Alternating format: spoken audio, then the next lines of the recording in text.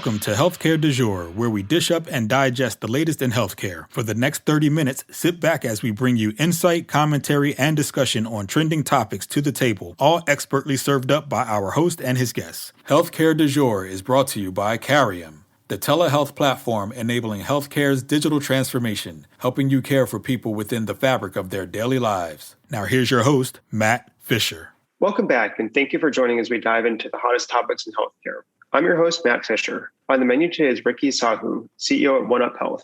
Ricky, welcome to the show. Hey, Matt. It's great to be here. Thanks for having me. No, it's a pleasure to have you on. And Ricky, what I always like to do before getting into the main part of the conversation is give my guests a chance to provide more of an introduction in terms of who they are and what they do. So the floor is yours. I'm Ricky Sahu. I'm the CEO of 1upHealth.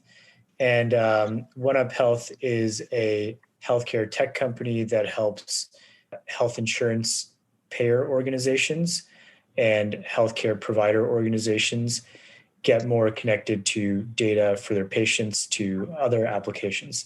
So we work with some of the largest health plans across the United States and some of the largest provider organizations and make it really easy for application developers, whether they're two people in a garage or another health plan or another health system, interact with the data either at the patient level or at the population level. And I got into this by working in tech previously.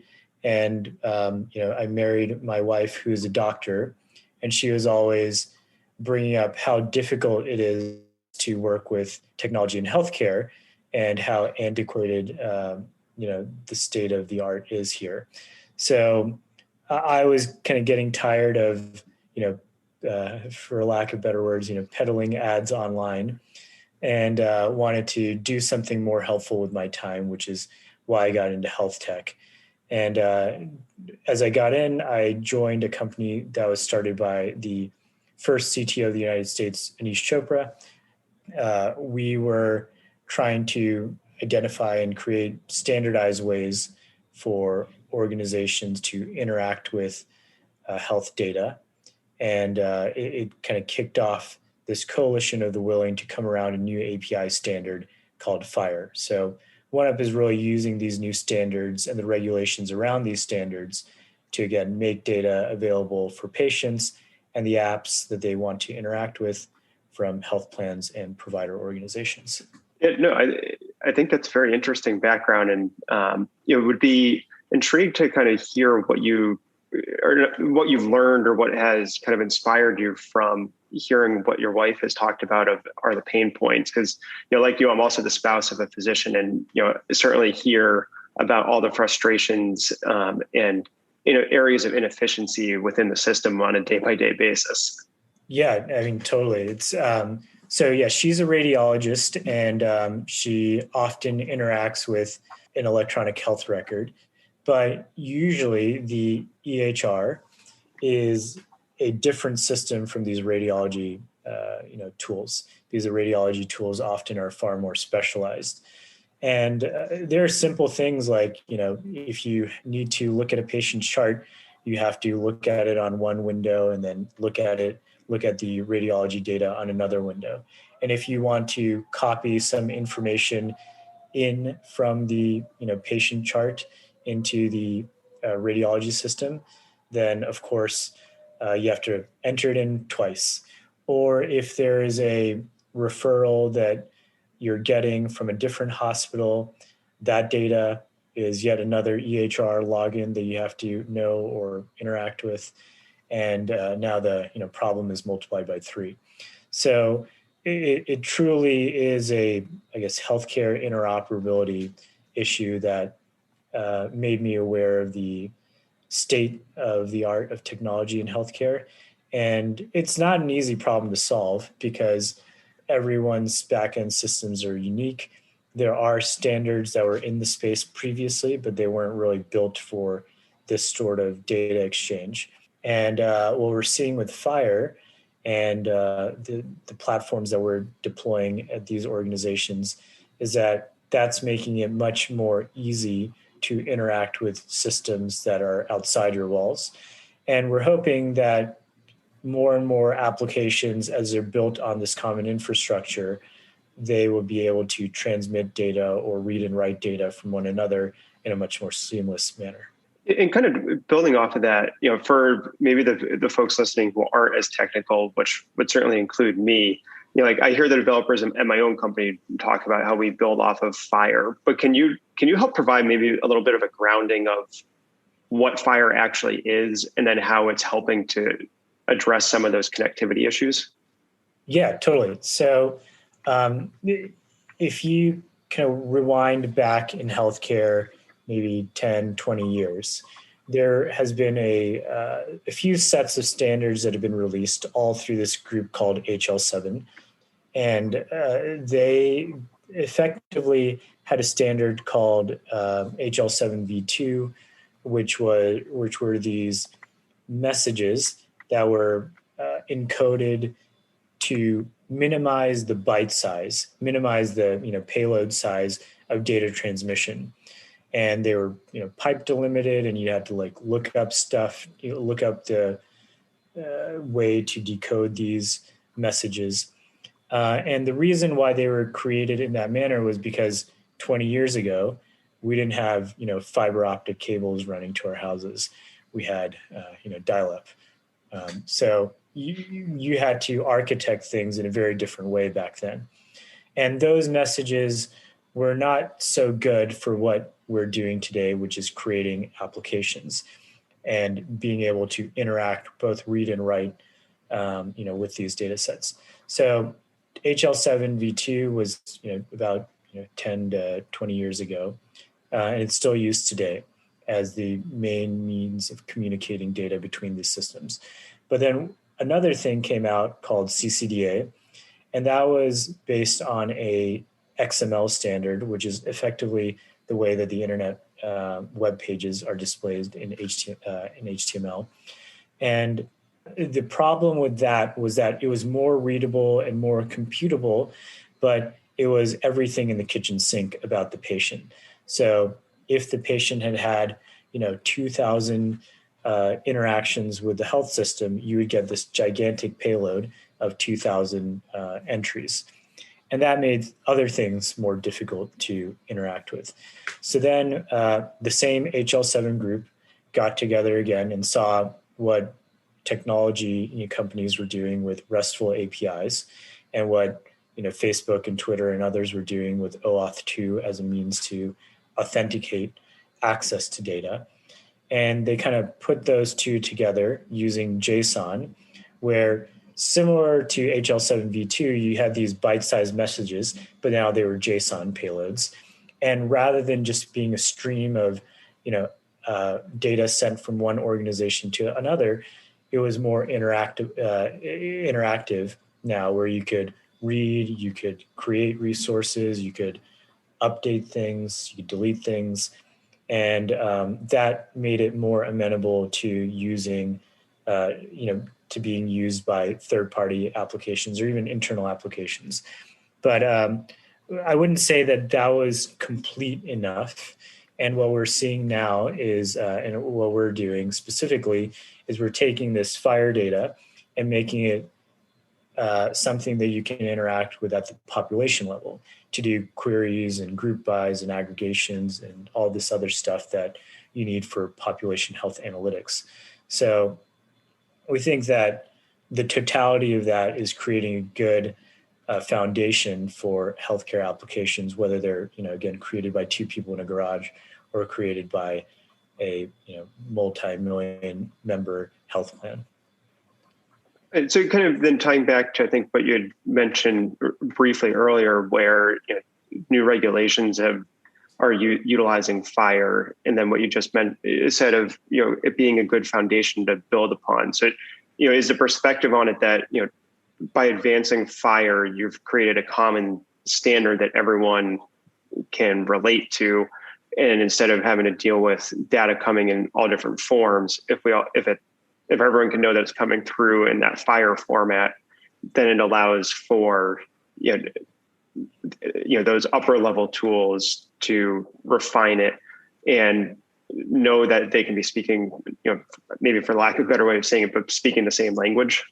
Yeah, and it's speaking the same language is definitely a big piece of it, but those requirements to speak the same language have been in place from these HL7v2 and CCDA formats as well. I think what FHIR is doing is more than just creating the standard, it's also expanding the way that you can interact with the data. So it's no longer just like getting a stream of the historical payload. It's now you can do those things that you would in any sort of consumer application of maybe now you can say you're on this medication and it can be transmitted to the health plan or the provider organization. Or maybe this automated system could read all of your data and run an analytic on it to then predict something that's going to happen. Or maybe you can connect a sensor or a wearable device that can do the reverse. It can push a stream of data back to the health plan or the health system. So it's the standardization is definitely a huge piece of it, and FHIR has helped further that. But the expansion of use cases is where I think this becomes really interesting, because we don't want just these one-way pipes to exist in the industry. We think that there's a lot more voices, both from the patient, from other applications, that should come to bear in what happens in healthcare. Considering that expansion, and I think that also probably ties into like the information blocking regulations and the interoperability regulations that are still very much in the process of rolling out in terms of compliance and requirements. What challenges do you anticipate arising as connectivity and interactivity of data increase as people lean on kind of the rights that are being created? Yeah. So I think what's happened in the industry of healthcare and many others, but especially in healthcare, is that there are regulations that require providers or payers or pharma to do certain things, and that creates a need for them to do something. They have to do this, or otherwise they're going to be levied penalties or fines or not be able to operate in the same way. But what needs to happen is that these organizations need to see the benefit in actually making the data more interoperable or more available. They need to want to make it more available. So we have to move the driving force from we need to meet these, we need to use FHIR for compliance, to we want to use FHIR because it allows us to do X, Y, Z. And I think the industry is starting to move in that direction because of all the reasons why I mentioned about how you can use FHIR and these APIs, but also because of other shifts in the industry towards like value-based care, for example, which is creating, with value-based care, you're in charge of knowing what's happening to the totality of your patient's care. It's not just about doing this procedure and doing this procedure well, or it's also about doing this procedure and making sure that the patient doesn't get readmitted. And if they get readmitted, even if it's to another hospital, the organization that did the procedure, or the PCP, the primary care physician, who is the attributed PCP of that patient, is on the hook for that repeat procedure. So when you need to know what's happening to your patients outside your walls, there is an inherent requirement to know the data, of that patient outside your walls, which is creating effectively demand for this data. And then the regulations for, for making this data available via FHIR is creating supply for this data. And I would say that the FHIR as a technology is effectively a catalyst moving it all forward more quickly. So when you have these sorts of three sorts of things happening all at the same time, it creates a huge push for the industry where this level of change hasn't happened in like the last, 15 to 20 years. And the last time it happened, it created organizations like Epic, Healthcare, which is the biggest EHR, Cerner, Cognizant, Chain, all these other organizations in the industry, which are huge.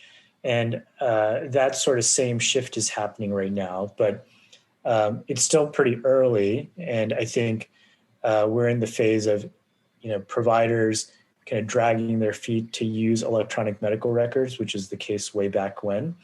But now everyone is like, hey, we absolutely need an EHR because it allows us to do all these things. And I think the same thing is happening with FHIR, where maybe we're beyond the dragging the feet, which was, maybe 4 or 5 years ago. Now it's more about, it's there, what can we do with it? And once people realize these are the sorts of applications that you can use, they will want to do it more than feeling like they need to do it today.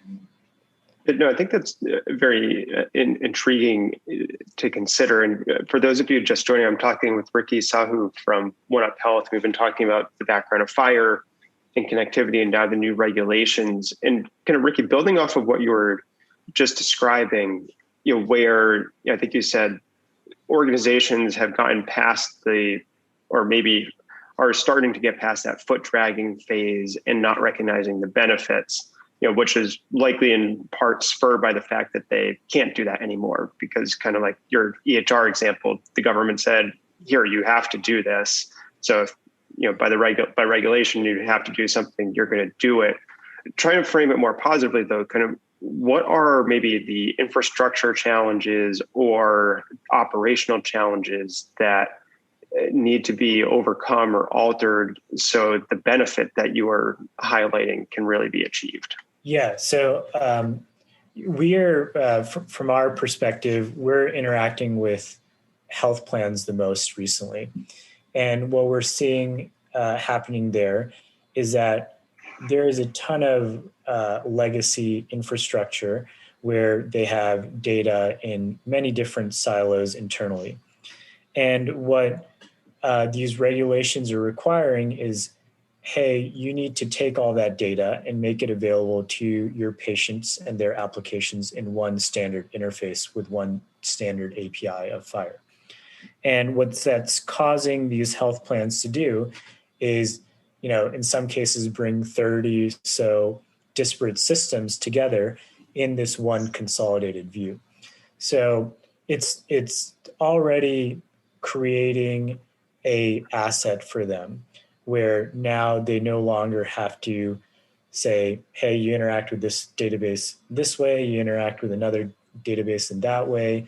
You talk to this organization to get provisioned, keys or credentials for this database and another part of our organization to do it somewhere else, or this external vendor.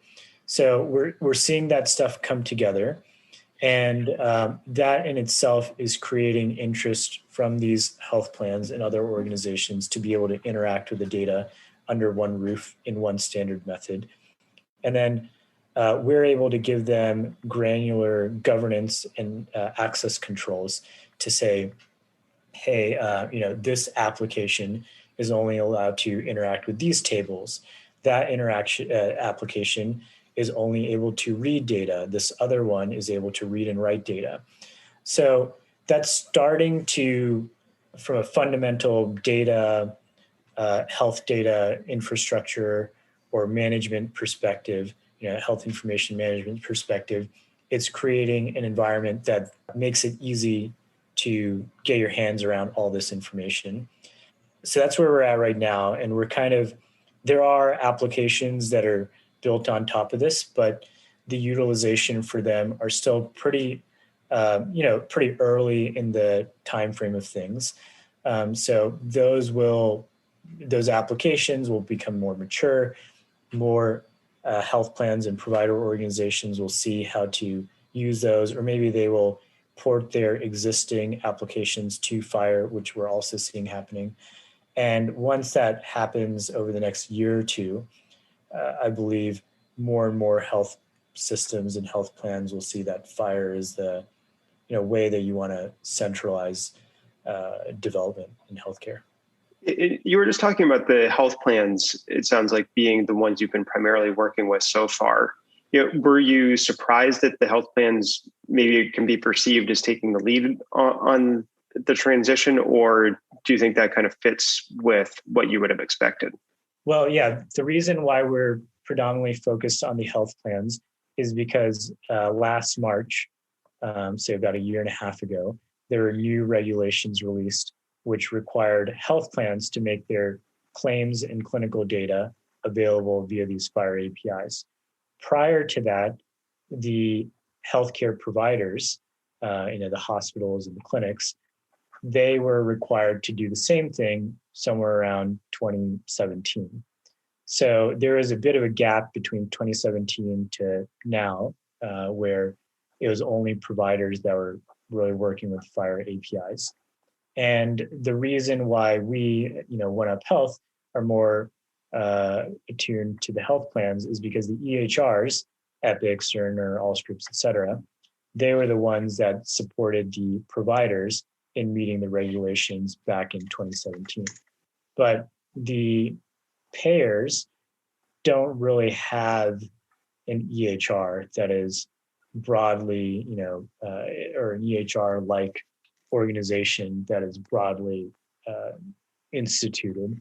Some of the claims record organizations do this, but frankly, they're not the best at this sort of infrastructure. And when these rules went into effect on July 1 of this, just 3 months ago, we, 1upHealth and the health plans that we operated were the majority of live FHIR endpoints, because most of the other organizations in this space are coming from a very different world where they're dealing with flat files and other kind of data feeds.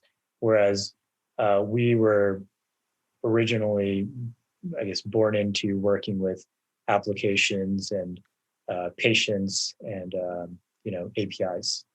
Yeah, no, I think that's a very helpful kind of additional background. And as you said, kind of as you were describing it, leveling that playing field where, as you mentioned, health plans having to catch up to some degree to where providers had been, kind of with the little bit of time that we've got left. I'm going to take us in a slightly tangential direction. So far we've been talking a lot about, that connectivity and interaction from the health plan perspective and the provider perspective. What about the patient perspective, which is, an area that is getting an increasing amount of focus, and I think starting to see a more vocal contingent out there advocating for patients. So kind of where do you see that interactivity helping patients with, both accessing and potentially controlling their data, and also helping to get their providers to see the right data at the right time? So I think that in the long term, all of this is going to move to a patient-centric model, because that's naturally what makes sense, especially at scale. And these APIs are to that end.